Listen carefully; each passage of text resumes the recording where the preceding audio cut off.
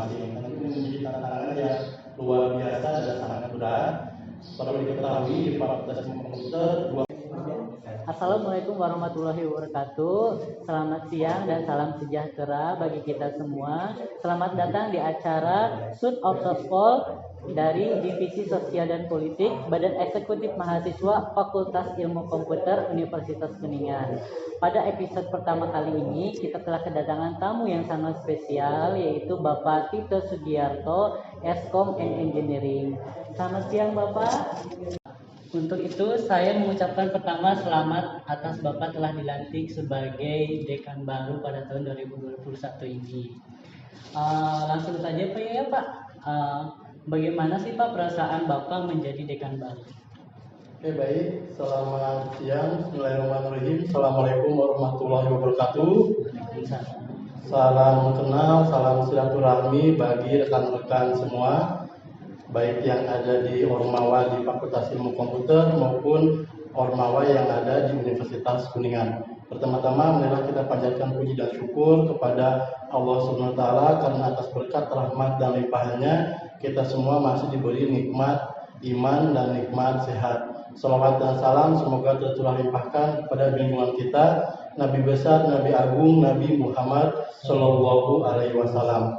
Alhamdulillah pada siang hari ini saya diundang oleh rekan-rekan organisasi mahasiswa Fakultas Ilmu Komputer, yaitu Badan Eksekutif Mahasiswa Fakultas Ilmu Komputer, untuk mengikuti kegiatan yang disebut dengan podcast ya. Oke, pada kegiatan podcast ini mungkin ada beberapa yang akan disampaikan dan akan didiskusikan. Tadi ada pertanyaan dari Kang Rijal terkait dengan bagaimana perasaan menjadi seorang dekan? Iya Pak.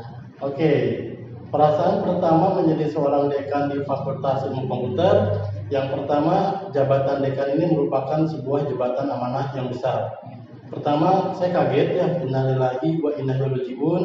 Ternyata pimpinan Universitas Kuningan, pimpinan Yayasan Pendidikan Sang Adipati Kuningan mengamanahkan posisi dekan Fakultas Ilmu Komputer kepada saya dan rekan-rekan lainnya untuk periode 2021-2026. Ini merupakan sebuah tanggung jawab yang sangat besar sekali, dan ini juga merupakan sebuah tantangan yang besar sekali. Perasaan bercampur aduk karena tidak hanya kita mendapatkan sebuah amanah yang besar, tapi di satu sisi juga kita kehilangan sosok sahabat, kehilangan sosok pembimbingnya. Ada di sesi pendaftaran itu kita kehilangan almarhum Bapak Cecep Juliansa Abbas Empom. Ini merupakan suatu suasana yang bercampur aduk ya, antara kita mendapatkan suatu amanah ditambah juga kita kehilangan sosok terbaik yang ada di Fakultas Ilmu Komputer. Namun ini menjadi suatu tantangan kita bersama, baik itu di dekanat maupun di Ormawa, untuk memajukan Fakultas Ilmu Komputer menjadi lebih baik dari yang sudah baik menjadi lebih baik lagi. Baiklah, itulah perasaan Bapak dekan baru kayak kita kali ini. Nah, untuk selanjutnya nih Pak, program kerja apa sih yang akan Bapak jalankan untuk Fakultas Ilmu Komputer ini? Pertanyaan yang bagus terkait dengan program kerja. Iya Pak. Program kerja di Fakultas Ilmu Komputer pada periode sekarang ini kita harus mengikuti program kerja yang ada di Universitas Kuningan. Jadi setiap fakultas yang ada di Universitas Kuningan merujuk kepada program kerja yang sudah ditentukan oleh pimpinan Universitas Kuningan. Begitu juga dengan visi dan misi fakultas, visi misi program studi, semua itu harus bersumber dan bermuara dari visi misi Universitas Kuningan. Di program kerjanya rektor itu ada 7 program prioritas. Tentu Fakultas Ilmu Komputer juga akan mengikuti 7 program prioritas yang ada di visi misinya rektor dan program kerjanya Universitas Kuningan. Nah, untuk sampai saat ini Universitas Kuningan masih dalam tahap penyusunan Renstra, rencana kerja tahunan di Universitas Kuningan. Setelah Renstra Universitas Kuningan dibentuk, maka fakultas akan membentuk Renstra yang ada di fakultas. Dari mana acuan Renstranya itu? Ya kita mengikuti apa yang ada di registranya Universitas Kuningan. Program kerjanya banyak sekali ya. Salah satunya ada bidang pendidikan, penelitian, pengabdian kepada masyarakat, melakukan kerjasama, terus peningkatan kualitas di organisasi kemahasiswaan, dan lain sebagainya. Nanti itu akan tertuang di dalam registranya Fakultas Ilmu Komputer yang mengikuti registranya Universitas Kuningan. Seperti itu. Berarti semuanya itu harus mengikuti dari Universitas Kuningan itu sendiri apa ya Pak? Betul, inilah yang menjadi harapan ke depan, sinergitas terbentuk antara Universitas Kuningan dengan masing-masing fakultas, utamanya dengan fakultas kita yang Fakultas Ilmu Komputer. Ketika Universitas Kuningan memiliki satu visi dengan 7 program kerja prioritasnya, kita harus mengikuti dan menerapkan apa yang tercatat di dalam register universitas tersebut, sehingga target capaian yang ingin dicapai Uniku dan fakultas ini akan tercapai dengan baik dan lebih maksimal lagi. Biar terarah juga mungkin seperti itu ya Pak. Betul sekali, ini akan menjadi sebuah output dan outcome yang lebih bagus. Nah Pak, oh iya Pak, boleh tahu nggak Pak, bagaimana alur pemilihan dekan itu seperti apa sih Pak? Oke, alur pemilihan dekan. Mungkin perlu informasi sebagai informasi ya, di 5 fakultas yang ada di Fakultas Ilmu Komputer, salah satu dekan termudanya mungkin dari Fakultas Ilmu Komputer ya. Dari segi usia dan sebagainya kita mungkin dari termuda. Prosesi pemilihan dekan itu diawali dengan adanya rapat yang dilakukan oleh Senat Fakultas Ilmu Komputer. Senat Fakultas Ilmu Komputer itu siapa? Terdiri dari dekan lama, perwakilan program studi, dan perwakilan guru besar.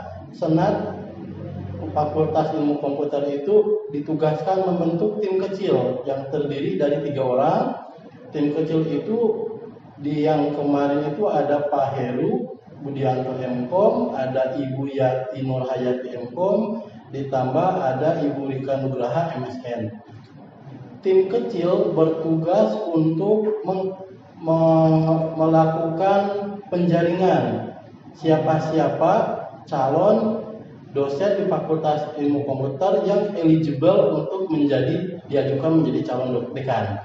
Dari hasil penjaringan tim kecil tersebut didapatlah 6 dosen yang eligible. Yang pertama itu ada almarhum Bapak Cecep Julian Sahabas Mkom, yang kedua itu ada Bapak Sugeng Supriyadi Mkom, yang ketiga itu ada Bapak Erlan Darmawan MSI, yang keempat itu ada Bapak Panji Nopantara MT, yang kelima itu ada Bapak Eri Kurniadi Mkom, dan terakhir ada saya sendiri Tito Sugiharto.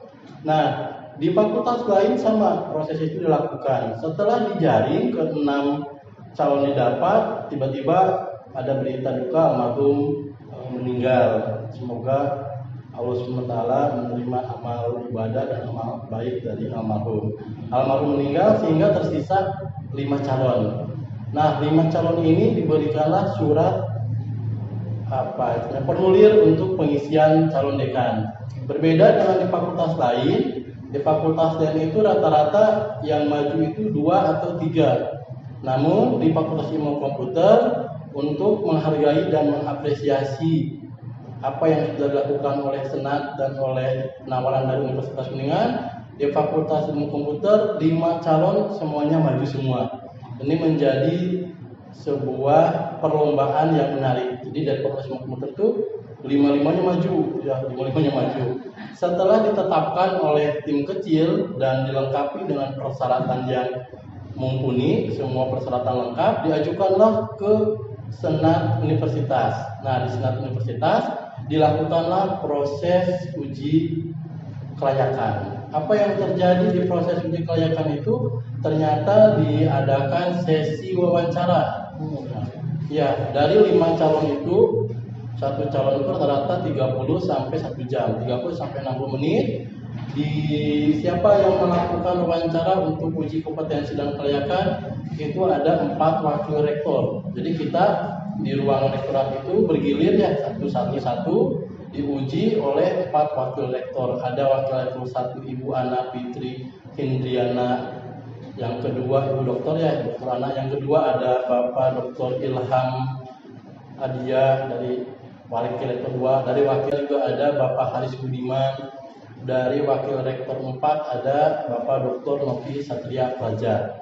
Setelah hasil uji wawancara tersebut, saya nggak tahu nilainya ya, karena itu haknya dari pewawancara, dirangkum, diramu, disampaikanlah ke rektor dan disampaikanlah ke pimpinan yayasan, minum rektor sama ke yayasan. Baru setelah itu di hari Sabtu diumumkanlah melalui surat resmi siapa yang ditetapkan menjadi dekan di masing-masing fakultas, terutama di Fakultas Ilmu Komputer. Begitulah tahapan yang terjadi di dalam prosesi pemilihan dekan. Dan alhamdulillah di 5 calon tersebut kita juga tidak ada hal-hal yang gesekan dan sebagainya. Ya betul, karena kita menandatangani ada yang tersebut dengan fakta integritas untuk menjaga kondusivitas akademika di fakultasnya masing-masing. Dan alhamdulillah apapun hasilnya kita menerima untuk kondusivitas yang baik di Fakultas Ilmu Komputer. Dan Seperti itu. harmonis ya Pak ya. Betul sekali. Seperti itu. Pas Bapak diwawancara sebagainya itu ada tantangan tersendiri nggak sih Pak buat Bapak itu?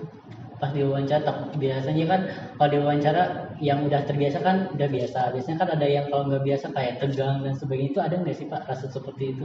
Pasti ada ya, karena wawancara dengan 4 wakil rektor ini sesuatu yang luar biasa, dan pertanyaan yang dilontarkan juga pertanyaan yang berkualitas karena keluar dari Bapak Ibu yang memiliki kompetensi doktor. Jadi pertanyaannya luar biasa. Salah satu pertanyaan yang sempat ditanyakan ke saya yaitu terkait dengan adanya program MBKM, Merdeka Belajar Kampus Merdeka. Apa yang akan disiapkan oleh Bapak ketika sudah ada program Merdeka Belajar Kampus Merdeka? Pertanyaan itu sempat ditanyakan ke saya oleh Ibu Wakil Rektor 1, dan alhamdulillahnya kebetulan saya di jabatan sebelumnya adalah ketua program studi. Program itu ternyata sudah bahkan kita jalankan Merdeka Belajar Kampus Merdeka. Jadi kita bisa menjelaskan lebih detail. Salah satunya adalah program Indonesia Bangkit, terus program pertukaran mahasiswa, program joint research, penelitian bersama. Jadi dengan jelas kita bisa gambarkan bahwa program-program tersebut itu sudah kita jalankan beberapa bagian. Berarti ada tantangannya gitu ya Pak ya? Pasti tantangannya akan lebih besar karena model pembelajaran kita sekarang sudah berubah. Kalau dulu pembelajaran itu di dalam kelas, sekarang kita udah menjadi Merdeka Belajar Kampus Merdeka. Dengan trennya oleh Mas Menteri ya, Bapak Nadiem Karim ini, gebrakan-gebrakannya juga menjadi gebrakan-gebrakan yang menantang untuk kita semua. Sehingga kita juga tertantang untuk ikut program-program yang dilontarkan oleh pemerintah. Nah, jadi seperti itu dalam proses pemilihan dekan. Nah, sekarang lanjut aja ke pertanyaan selanjutnya. Kan tadi pemilihan dekan ya Pak ya? Betul. Terus kalau bagaimana sih alur pemilihan strukturalnya gitu loh Pak? Oke, ini menjadi pertanyaan yang menarik ya. Setelah dekan terpilih, tentu dekan diminta oleh universitas dan yayasan untuk menyusun pejabat strukturalnya. Proses penyusunan pejabat struktural di tingkat fakultas ini menjadi wewenang dari dekan terpilih. Jadi dekan terpilih memberikan penawaran, memberikan pertimbangan atas capaian-capaian dari masing-masing dosen yang memiliki kompetensinya di bidang masing-masing. Memang ada beberapa Bapak Ibu dosen yang kita tawarkan suatu posisi belum bisa ikut bergabung di struktural periode sekarang dengan beberapa alasan seperti kondisi kesehatan, ada juga seperti kesibukan di luar. Ini menjadi sesuatu catatan bahwa tidak semua struktural itu ada yang menerima, ada yang meminta untuk belum bisa ikut bergabung karena ada kesibukan dan kondisi kesehatan. Jadi kita menentukan struktural itu melihat dari kompetensi, pengalaman bekerja, dan prestasi dari masing-masing Bapak Ibu dosen. Setelah ditentukan oleh dekan, dekan membuat surat pengajuan ke pimpinan Universitas Kuningan, yaitu ke Bapak Rektor gitu ya. Setelah selesai diajukan, alhamdulillah dalam proses surat pengajuan dari Fakultas Ilmu Komputer ke Universitas Kuningan tidak ada perubahan. Tidak ada perubahan, jadi di ACC ya oleh pimpinan, sehingga universitas menjadi lebih terjaga dan lebih baik. Habis dari Universitas Kuningan juga membuat surat tembusan ke yayasan, dan dari yayasan juga alhamdulillah tidak ada penolakan ataupun catatan. Semua struktural yang diajukan oleh dekan Fakultas Ilmu Komputer alhamdulillah disetujui. Setelah itu masuklah ke dalam tahap untuk pelantikan pejabat struktural di Fakultas Ilmu Komputer. Seperti itu langkah-langkahnya. Karena jadi Bapak sendiri yang memilih ya seperti itu ya. Betul, dari dekan, terus dekan menentukan pejabat-pejabatnya, tentu dekan juga berdasarkan Riset mungkin. betul, kita juga melihat pertimbangan beberapa hal. Mungkin ada yang bertanya, kenapa Pak Rio Andriat dari kepala lab loncat menjadi seorang wakil dekan? Kenapa nggak ke sekprodi, kapolri dan sebagainya? Justru kita melihat kompetensi masing-masing dosen. Inilah yang menjadi demokrasi di Fakultas Ilmu Komputer. Kalau kita memiliki kompetensi, kalau kita memiliki kemampuan, kenapa tidak kita membangun Fakultas Ilmu Komputer lebih baik? Kalau kita lihat histori dari kenapa Pak Rio Andriat menjadi wakil dekan 1 di Fakultas Ilmu Komputer, saya katakan 1, beliau itu adalah salah satu dosen yang memiliki jabatan akademik tertinggi di Fakultas Ilmu Komputer, yaitu lektor 300. Bahkan saya sendiri baru lektor 200 ya di jabatan akademik. Pak Rio sudah memiliki jabatan akademiknya adalah lektor 300. Ditambah beliau juga menjadi salah satu dosen pembimbing GIM yang menjadi juara 1 nasional. Seumur umur ya kita bagus semua komputer juara gitu. Akhirnya ada juga juara gitu. Karena kadang-kadang ada yang bercanda ke kita ya, juara apa Pak? Ada yang bertanya seperti itu. Tapi alhamdulillah kalau ditanya, Pom juara apa? Juara 1 lomba game di Gimlob tingkat nasional. Tentu nanti kita akan tingkatkan lagi ya prestasi-prestasi yang ada. Nah itu menjadi bahan pertimbangan dari pimpinan fakultas untuk diajukan. Masih banyak sekali kriteria-kriteria yang menjadi bahan pertimbangan untuk masing-masing struktural, sehingga ini menjadi tim yang kuat di Fakultas Ilmu Komputer. Seperti Ibu Yati, kenapa jadi kaprodi? Karena dulu pengalaman di sekretaris program studi, sehingga ketika naik menjadi ketua program studi, Ibu Yati sudah memiliki pengalaman yang mumpuni. Karena dulu bareng dengan saya di Siprodi, sehingga tidak canggung dan larinya menjadi lebih cepat di dalam program-program yang ditentukan oleh pemerintah maupun oleh Universitas Kuningan. Boleh dong Pak cerita ke kita dan teman-teman mahasiswa nih yang menonton pengalaman yang berkesan untuk Bapak itu apa? Waduh, ceritanya sepanjang ya. Gak apa-apa, Pak. Banyak sekali ya sebetulnya pengalaman-pengalaman yang berkesan yang didapat selama proses perjalanan sampai saat ini. Salah satunya mungkin kalaupun di masa kuliah ya, ini menjadi catatan pribadi buat saya juga ya, pengalaman di tahun 2004 sampai dengan 2008 ya. Alhamdulillah saya 2008 sudah lulus ya, 4 tahun kurang sudah bisa selesai dari Jakarta. Kebetulan kalau untuk pengalaman di masa kuliah, saya termasuk dari keluarga yang elit ya, dari Kuningan ke Jakarta ya, ekonomi sulit. Gila itu berarti apa? Kita dari banyak fasilitas. Kita dari keluarga ekonomi sulit. Zaman 2004 orang tua saya guru ya, bapak guru di sekolah, salah satu sekolah. Saya juga punya adik sebanyak 4. Jadi memang pembiayaan itu terbatas gitu ya. Ketika kuliah mendapat keuangan yang apa istilahnya ngepas gitu ya. Alhamdulillah rezekinya ada gitu ya. Nah tentu ini menjadi motivasi buat saya juga. Saya harus bisa menyelesaikan jenjang sarjana. Banyak sekali juga kasus yang mirip dengan yang saya alami ketika dibandingkan dengan di Universitas Kuningan, di Fakultas Ilmu Komputer terutama. Justru kita harus memiliki semangat motivasi lebih.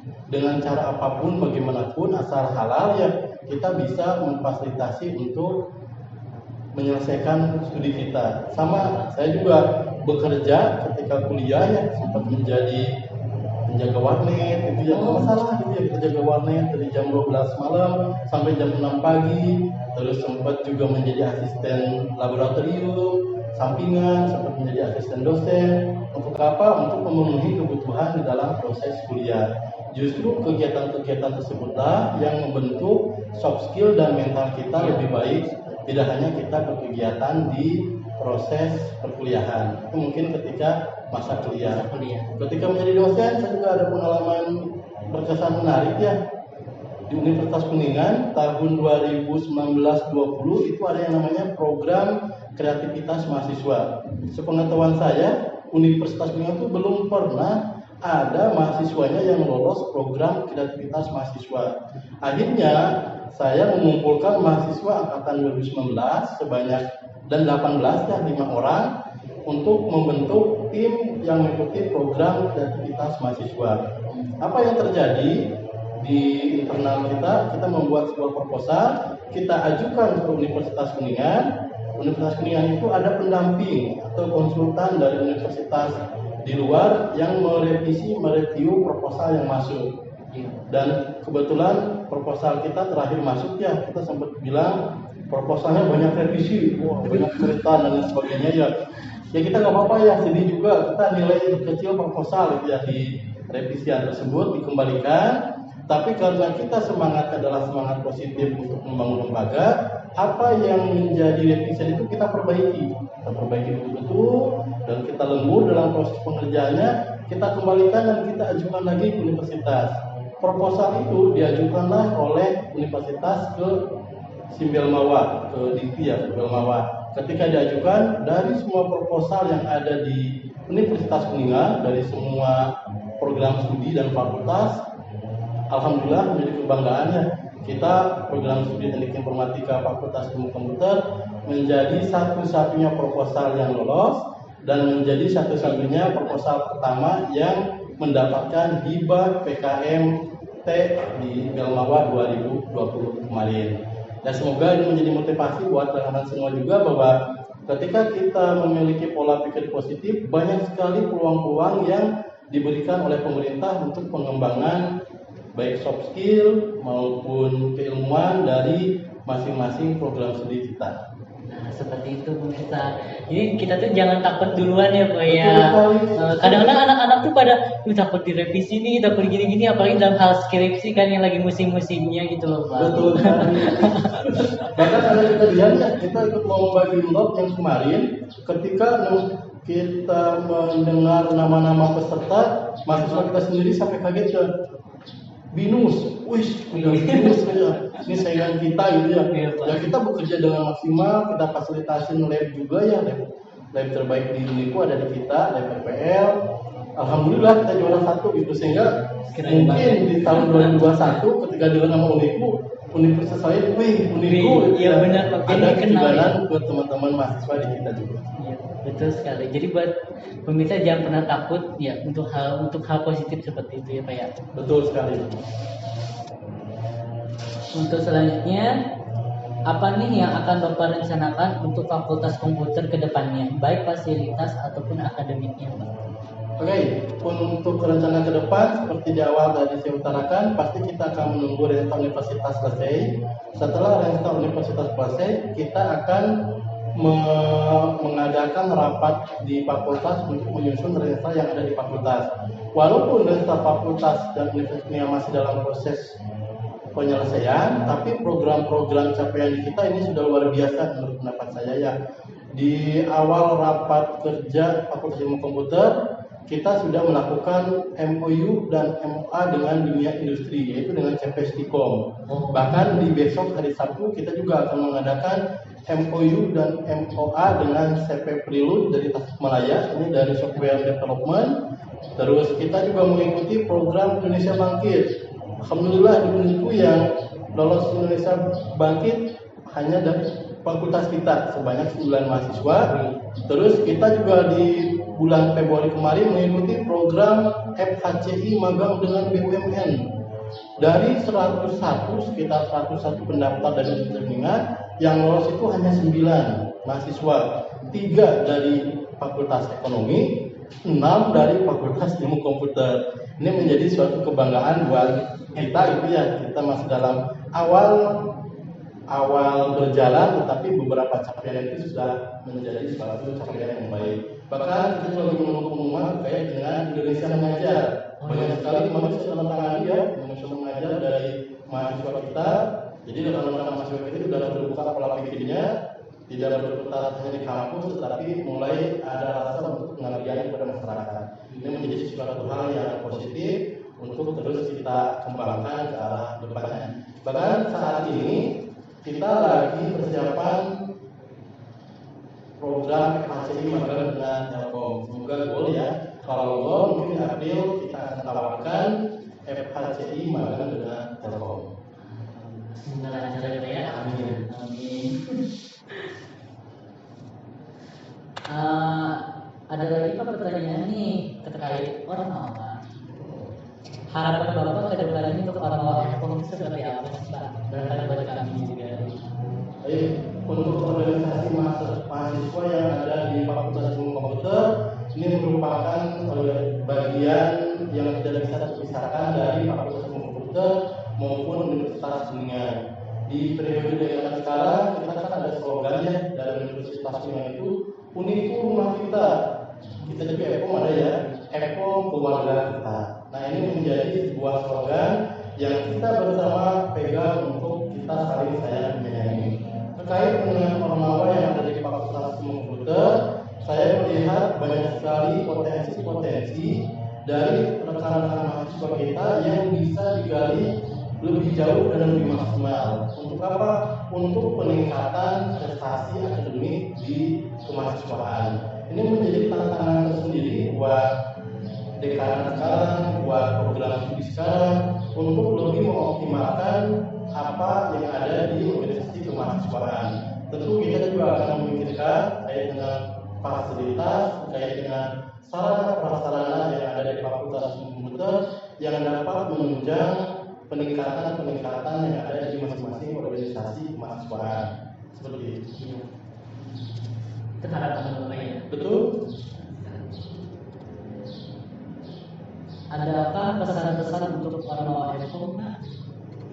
Untuk pesan untuk rekan-rekan Ormawa Fakultas Ilmu Komputer, mari rekan-rekan semua kita bersinergi, mari kita berkolaborasi. Ini menjadi suatu hal yang penting ya di trennya zaman disrupsi abad 21 ini. Persaingan, pertandingan itu bukan suatu hal yang tren saat ini ya. Saat ini trennya adalah kita berkolaborasi, boleh berlomba-lomba, berbeda tentang yang berlomba ya, berlomba-lomba dalam kebaikan. Terus kita berkolaborasi dengan siapapun, dengan Ormawa manapun, dengan aktivitas akademik apapun yang ada di Universitas untuk memberikan kemajuan bagi lembaga yang kita cintai ini. Terus ketika ada sesuatu hal yang ingin disampaikan, sampaikanlah kepada kami, karena kami ini menjadi perwakilan orang tua rekan-rekan Ormawa yang ada di Fakultas Ilmu Komputer. Jangan putus komunikasi dengan pimpinan, jangan putus komunikasi dengan program studi, sehingga ketika ada suatu masalah kita dapat duduk bareng untuk mencari solusi terbaik bersama dari setiap masalah yang ada. Setiap masalah pasti ada, betul, ada solusinya. Kita tahap pendewasaan itu setiap masalah jangan kita hindari. Justru itu adalah tantangan yang harus kita hadapi, cari solusi terbaik untuk penyelesaian suatu masalah yang ada. Jadi mahasiswa itu bisa dekat dengan Bapak, dengan dia harapan kita ya ke depannya. Jadi jangan sampai ada teman-teman mahasiswa kita mungkin bertemu dengan dekan, dengan pejabat kepala lainnya, tegang dulu ya, baru menutup pintu udah deg-degan gitu. Mungkin kalau zaman sekarang dia dulu, jelas beda sebagainya. Justru kalau saat ini kita zaman adalah kolaborasi. Bagaimana kita berkolaborasi antara Ormawa, mahasiswa, aktivitas akademika, lembaga kultural untuk memajukan lembaga ini. Seperti itu. selalu itu semakin dekat ya dengan Amin. Betul. Tuhan. Harapan Bapak untuk FKOM ke depannya seperti apa sih Pak? Untuk Fakultas Ilmu Komputer banyak sekali harapan yang ingin diraih atau dicapai ya. Salah satunya adalah menjadikan Fakultas Ilmu Komputer unggul di bidang ilmunya masing-masing. Dan ini menjadi tantangan yang luar biasa dan sangat berat. Perlu diketahui di Fakultas Ilmu Komputer 2 program studi sudah terrealisasi baik. Prosesnya realisasi baik dari C menjadi baik itu menjadi B itu bukanlah proses yang mudah. Dikarenakan apa? Standar untuk akreditasi program studi ilmu komputer itu tinggi sekali. Ditambah dengan asesornya yang benar-benar detail dalam prosesi pemeriksaan berkas-berkas yang ada. Masih ada 2 program studi yang masih proses untuk peningkatan akreditasi menjadi baik. Nah, harapan kita ke depannya semua program studi di Fakultas Ilmu Komputer itu terakreditasi sangat baik dan ada program studi yang bisa mendapatkan akreditasi unggul. Kita menjadi salah satu fakultas yang semester ini juga kedatangan mahasiswa dari luar, yaitu dari Universitas Utara Malaysia. Kenapa kita masih menjalin silaturahmi dan kerjasama dengan UUM? Karena ini menjadi langkah gerak kita untuk menuju ke universitas unggul itu, ke fakultas ke prodi yang unggul tersebut. Mungkin nanti akan ada 2 orang mahasiswi ya, kemarin mahasiswi, sekarang 2 orang mahasiswi dari Universitas Utara Malaysia akan berkolaborasi di mata kuliah daring di program studi teknik informatika dan program studi sistem informasi. Maka ini menjadi kesempatan juga untuk bertukar pikiran atau bertukar pengalaman dengan mahasiswi tersebut. Dan akan ada 10 mahasiswa dari Fakultas Ilmu Komputer yang mengikuti pembelajaran daring di Universitas Utara Malaysia. Lagi proses seleksi di Universitas Utara Malaysia. Tentu harapan lainnya semoga Fakultas Ilmu Komputer selain nanti menjadi fakultas yang unggul dengan program studi yang unggul, kita juga bisa menjadi fakultas yang nyaman, fakultas yang bahagia, ceria untuk keluarga besar Fakultas Ilmu Komputer. Seluruh aktivitas akademika di Fakultas Ilmu Komputer berasa nyaman berada di lingkungan Fakultas Ilmu Komputer. Ingat, saya ulangi lagi, ini rumah kita, FKOM keluarga kita. Kita harus saling sayang menyayangi dan saling mengingatkan dalam kebaikan. Jadi kayak anak atau bapaknya. Betul sekali. Jangan takut gitu, oke. Itu dia. Nah, seperti itu pemirsa, kita telah dekat mengenal banget sekarang dekan baru kita. Semoga kedepannya mahasiswa-mahasiswi di Universitas Kuningan bisa lebih dekat lagi dengan struktural maupun dengan dekan bahkan ke rektor sekalipun ya. Semoga semakin dekat dan semakin harmonis menipu rumah kita, rumah kita ya Pak ya. Keluarga kita. Keluarga kita, maaf.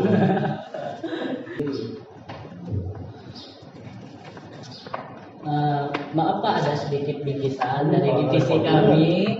Nah, ini tuh dari program Suite of Sospol dari divisi Sospol. Nah, itu kami ingin mengembangkan usahawan yang ada di Universitas Kuningan. Jadi kami itu membeli produk-produk ini dari usahawan yang ada di Universitas Kuningan. Nah, jadi selain kita membuat acara ini, kemungkinan besar kalau kita ada bingkisan dan sebagainya itu ngambilnya itu dari Universitas Kuningan, dari mahasiswa. Selain membantu juga sekalian meng-share juga gitu loh Pak.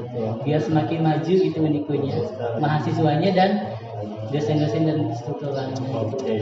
Diterima ya. Terima kasih buat Kang Rizal dan serta tim di Sospol. Ini menjadi ide juga ya. Saya juga baru kepikiran ternyata ada hal semacam ini, UMKM maupun usaha yang dirintis oleh rekan-rekan mahasiswa. Ini menjadi masukan buat saya di dekanat juga ya, di pimpinan universitas, karena kita seringkali kedatangan tamu dari luar, dari perguruan tinggi maupun dari industri. Mungkin untuk masukan ke pimpinan di atas, kita betul bisa berkolaborasi yang seperti saya bilang tadi, untuk proses bingkisan bisa mengambil dari unit-unit usaha yang ada di Universitas Kuningan. Saya apresiasi kegiatan ini dan ide ini.